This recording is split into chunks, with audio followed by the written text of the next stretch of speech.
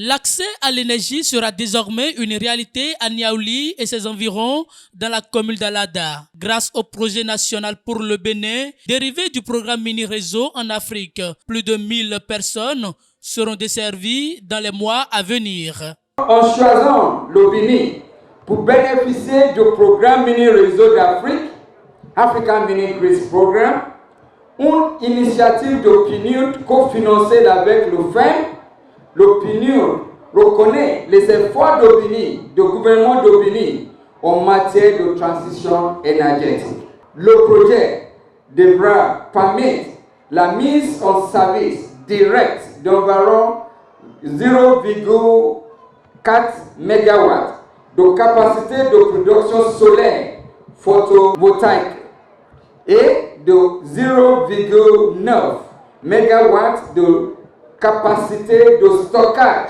de batteries. Le nombre de bénéficiaires, ça on va connaître, direct est estimé à 12 000 personnes. En lançant officiellement les travaux à Niaouli, le ministre de l'Énergie, de l'Eau et des Mines, Sam Seydou Adambi, a réitéré les ambitions du gouvernement. Nous sommes ici ce matin pour concrétiser cette volonté de notre chef, du président de la République, son excellence M. Patrice Talon, afin que toutes nos communautés, où qu'elles se trouvent sur l'ensemble du territoire national, puissent avoir accès à l'électricité à un coût abordable. Le projet que nous lançons ce matin, c'est un projet qui va démarrer immédiatement. Je dis bien immédiatement. Courant ce mois d'août, les populations de Niaouli, Wedo, constateront que le projet a réellement démarré. Conscientes des avantages de ce projet, les populations, par la voix du maire d'Alada et du préfet de l'Atlantique, ont exprimé leur gratitude au président Patrice Talon pour ce noble acte. Nous célébrons non seulement le lancement de ce projet Mini-Réseau, mais également la promesse d'une vie meilleure pour nos citoyens. L'accès à l'électricité apportera des changements positifs dans divers aspects de notre quotidien. L'éducation, la santé, l'économie locale et la qualité de vie en général.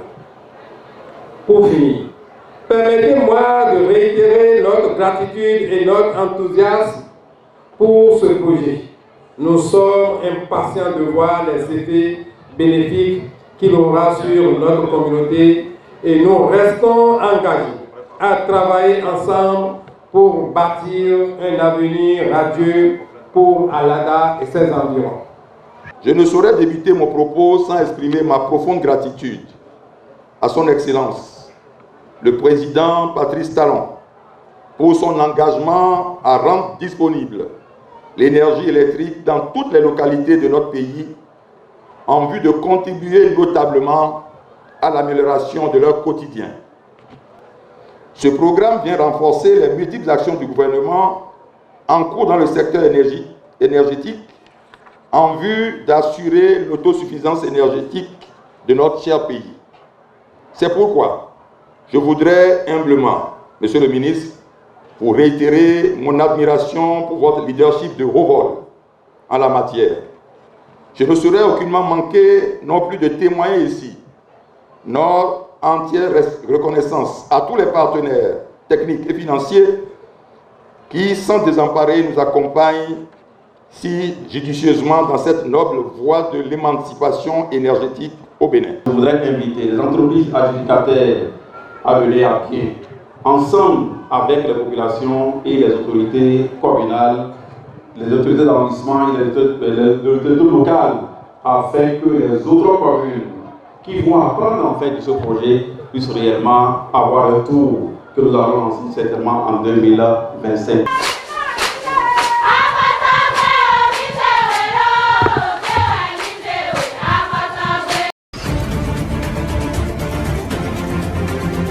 L'enfant, c'est cet être immature qui a le droit à la vie, le droit d'être protégé, le droit d'avoir une identité, le droit d'aller à l'école, le droit de bénéficier des soins de qualité.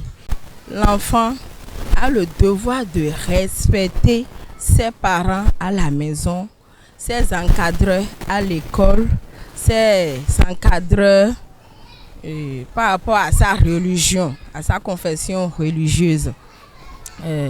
L'enfant a encore le devoir de respecter le rangement des parents à la maison, de ne pas gâter le matériel, les outils des parents à la maison. À l'école aussi, l'enfant a le devoir de ne pas gâter le bien public.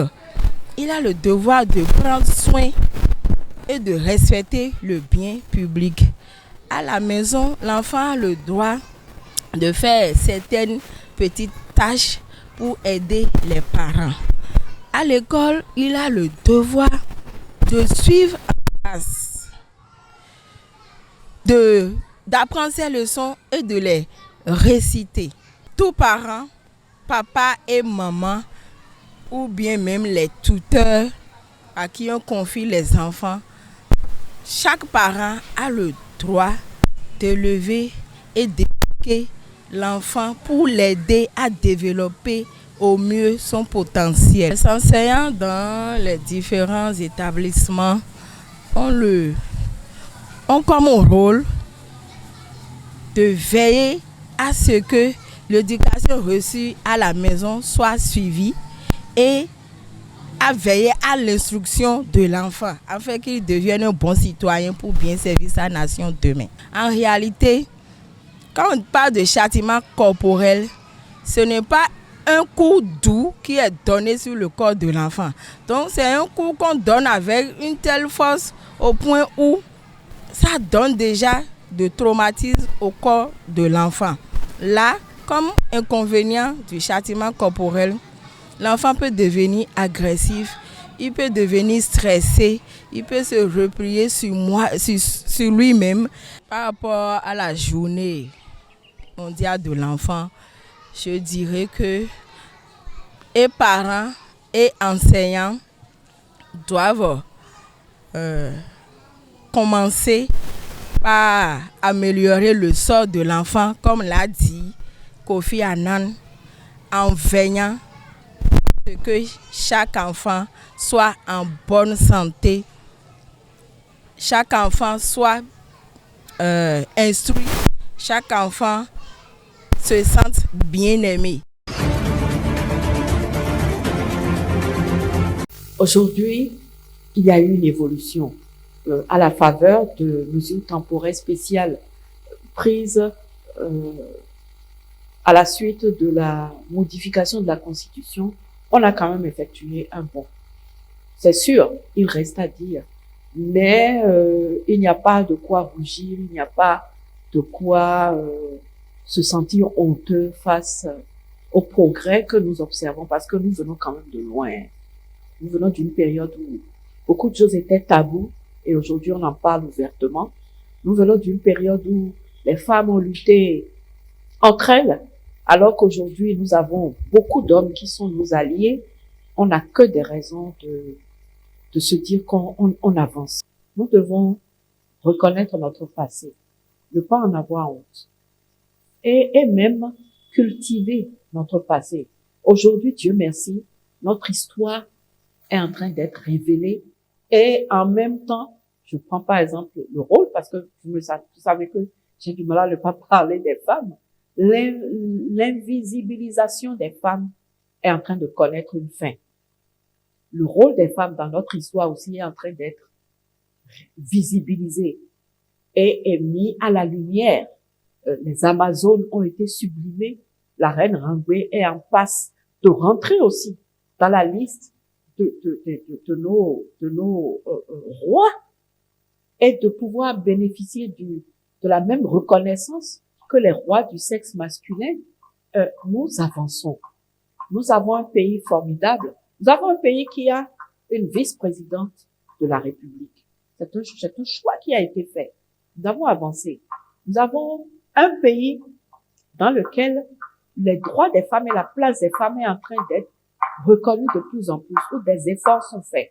On a pris une mesure spéciale temporaire pour qu'il y ait plus de femmes au Parlement.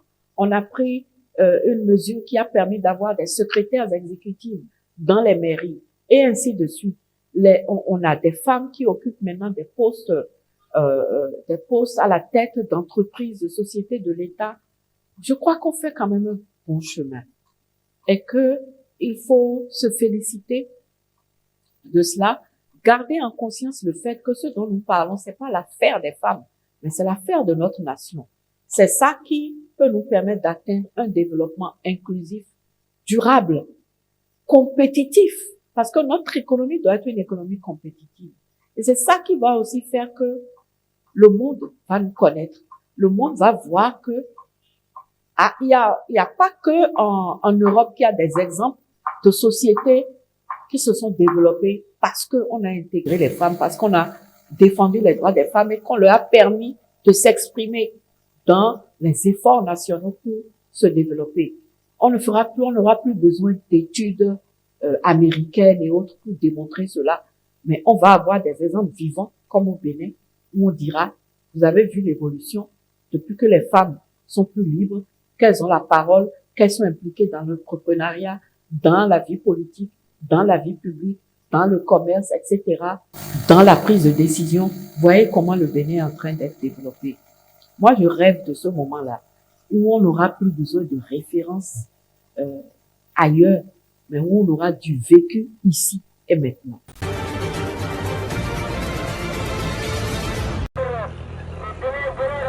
Depuis plus d'un an, le Soudan est confronté à un conflit armé qui oppose l'armée soudanaise aux forces de soutien rapide FSR. Même si les États-Unis invitent ce mercredi les deux parties à se remettre à la table des négociations, pour les Soudanais, ce conflit a surtout plongé les habitants du pays dans une situation économique précaire. Pour ce qui est des pourparlers de paix, nous disons toujours que la réconciliation est préférable. Nous avons atteint un stade où c'est comme si les gens n'existaient pas. Même ce que les forces de soutien rapide font, des attaques aléatoires, c'est parce qu'elles dirigent les pourparlers. En tant que citoyens soudanais, nous ne concevons pas de donner la main à quelqu'un dont les mains sont tachées du sang du peuple soudanais. Sur ce marché d'Omdurman, de nombreux Soudanais ont dû composer avec la crise économique qui a fait suite au déplacement de populations touchées par le conflit. Hanan Ahmed espère que le gouvernement agira en faveur des plus démunis ayant elle-même dû recueillir ses sœurs sous son toit. Nous voulons des réformes pour notre pays. Nous voulons que les forces de soutien rapide s'en aillent et que les prix baissent sur ce marché. Certains sont pauvres et ne peuvent pas acheter la nourriture dont ils ont besoin. Ils n'ont pas les moyens d'acheter du pain. Par exemple, j'ai 2 malades à la maison, mon père et mon mari. J'ai 2 sœurs qui ont été déplacées et qui vivent maintenant chez moi. Nous n'avons reçu aucune aide de qui que ce soit. Selon le Bureau central des statistiques du Soudan, le taux d'inflation dans le pays a récemment atteint 159%. Les pourparlers de paix sont incertains, l'armée soudanaise n'ayant pas encore confirmé sa participation à la réunion organisée en Suisse par les États-Unis et l'Arabie saoudite.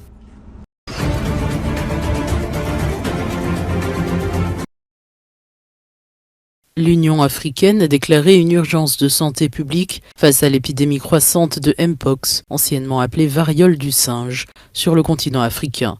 Depuis janvier 2022, 38 465 cas ont été recensés dans 16 pays, entraînant 1456 décès, avec une augmentation alarmante de 160% des cas en 2024 par rapport à l'année précédente. Jean Cassegna, président de l'Agence de santé Africa, a souligné l'importance de passer d'une approche réactive à une stratégie proactive et agressive pour contenir et éliminer cette menace. Avec cette annonce, l'Union africaine sera en mesure de débloquer des fonds pour améliorer l'accès aux vaccins et coordonner une réponse continentale.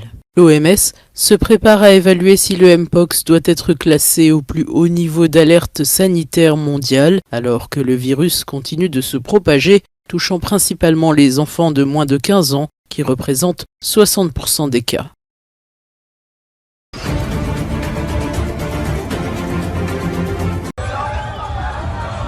En Tanzanie, des dirigeants de l'opposition ont été libérés. Parmi eux, les responsables du principal parti d'opposition, Freeman Mbowe, et Tundu Lissu, arrêtés avant un rassemblement interdit par la police dans la ville de Mbeya. Tous deux ont été libérés sous caution. Le principal parti d'opposition, Chadema, avait demandé le 12 août la libération de plusieurs de ses responsables. Le parti avait également fait état de 469 jeunes ou responsables, ainsi que 5 journalistes interpellés dans le pays. Les arrestations avaient suscité l'inquiétude d'organisations de défense des droits humains et de l'opposition.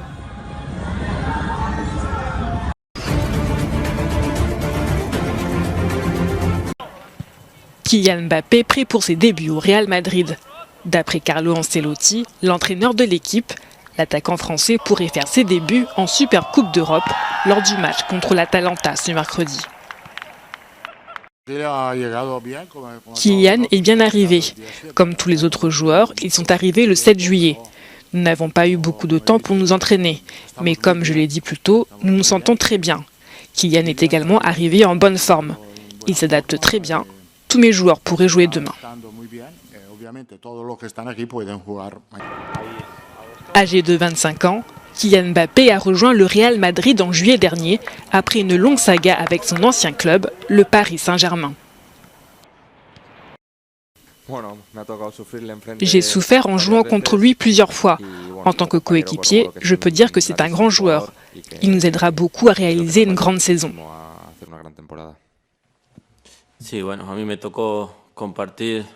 J'ai partagé quelques séances d'entraînement avec lui. Nous savons à quel point c'est un bon joueur, l'un des meilleurs joueurs du monde. Il apportera beaucoup à l'équipe. Il est vraiment motivé pour cette nouvelle étape de sa carrière avec le Real Madrid. Je suis sûr qu'il laissera une marque dans ce club.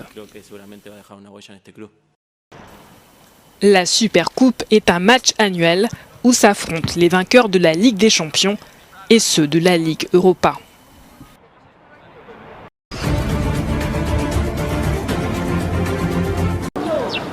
Cette maison submergée montre l'ampleur de la catastrophe. En Afrique centrale et en Afrique de l'Ouest, les inondations ont déjà touché plus de 700 000 personnes. Une situation alarmante causée par des pluies torrentielles qui frappent la région 2 mois après le début de la saison des pluies, selon un rapport des Nations Unies. Le Bureau de la coordination des affaires humanitaires est préoccupé par les inondations dans la région qui ont déjà touché des centaines de milliers de personnes. À peine 2 mois après le début de la saison des pluies torrentielles et des inondations sévères ont affecté plus de 700 000 personnes en République centrafricaine, au Tchad, en Côte d'Ivoire, en République démocratique du Congo, au Libéria, au Niger, au Nigeria, au Mali et au Togo. Les Nations Unies et nos partenaires soutiennent les réponses des gouvernements de la région, notamment par la distribution de nourriture, d'abris et d'une assistance en eau et assainissement.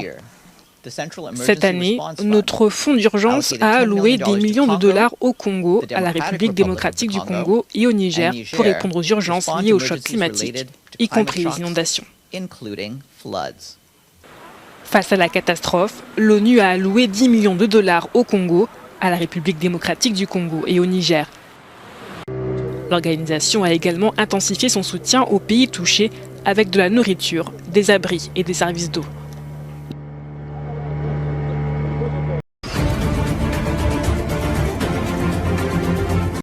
Pionnier de l'ultramarathon en Chine, Chen Penbin se consacre depuis plus de 20 ans à repousser les limites de l'endurance humaine. Un travail acharné qui lui a valu la réputation de sportif à la Forrest Gump. Les gens m'ont dit « Regarde-toi, quel est l'intérêt de courir comme ça ?» Mais si j'avais abandonné à l'époque, je ne serais pas ce que je suis aujourd'hui. À 46 ans, Chen a déjà couru l'équivalent de 6 fois le tour de la Terre. Pendant la course dans la jungle amazonienne, il y avait des segments qui impliquaient la traversée de rivières, de sorte que mon sac à dos était inévitablement complètement trempé. Mais les objets qu'il contenait sont restés secs parce que j'avais un sac imperméable à l'intérieur. J'ai dû trouver une telle idée par moi-même. La course n'est donc pas aussi simple que de sortir courir. Si les athlètes veulent obtenir de bons résultats, ils doivent utiliser leur cerveau. Si on ne réfléchit pas, on plafonne dans ses performances. Sa femme a été sa plus fidèle supportrice, l'accompagnant dans ses aventures compétitives à travers le monde. Chen a notamment participé à des ultramarathons sur les 7 continents. J'ai commencé à courir régulièrement vers le mois de mars de l'année dernière. Au début, c'était difficile de maintenir une routine régulière, mais maintenant, si je ne vais pas courir, j'ai l'impression qu'il me manque quelque chose dans ma journée. Au début de l'année, Chen a remporté l'ultramarathon de Dolio en Grèce, terminant la course en 40 heures et 55 minutes.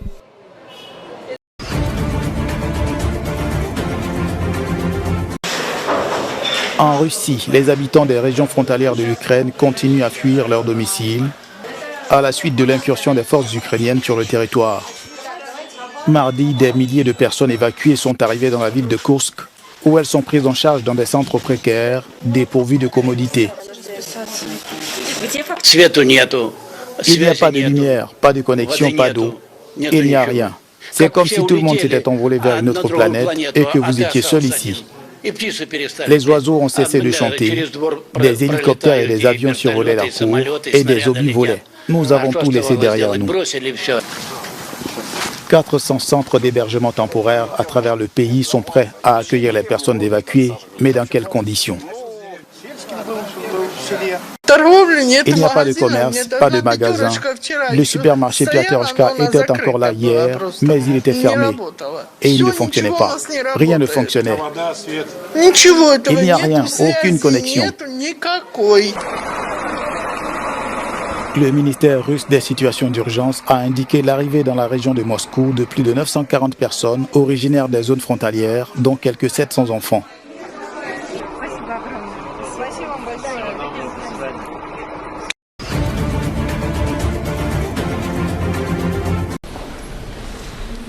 Le président russe Vladimir Poutine a accueilli mardi à Moscou le président de l'autorité palestinienne Mahmoud Abbas et a réaffirmé le soutien de la Russie à la création d'un État palestinien. Les deux dirigeants ont discuté de leurs relations bilatérales, de la situation au Moyen-Orient et de la guerre à Gaza.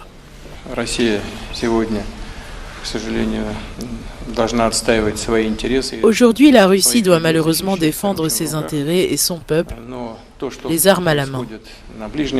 Mais ce qui se passe au Moyen-Orient, et notamment en Palestine, ne passe évidemment pas inaperçu pour nous. Nous entretenons depuis longtemps des liens profonds avec le monde arabe en général, avec la Palestine en particulier, et nous y sommes très attachés. Bien sûr, nous observons avec beaucoup de douleur et d'anxiété la catastrophe humanitaire en cours en Palestine. Vladimir Poutine a souligné que la position de la Russie sur la nécessité d'un règlement pacifique avec Israël restait inchangée.